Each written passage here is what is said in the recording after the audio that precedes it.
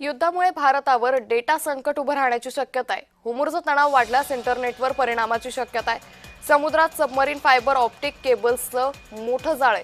आंतरराष्ट्रीय कनेक्टिव्हिटी प्रभावित होण्याची शक्यता आहे।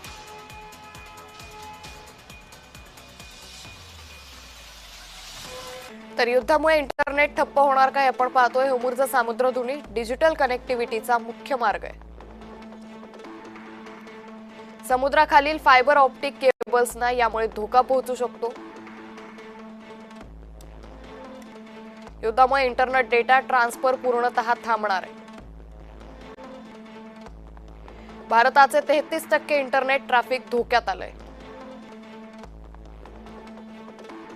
युरोप आणि आखाती देशांशी संपर्क तुटणार आहे।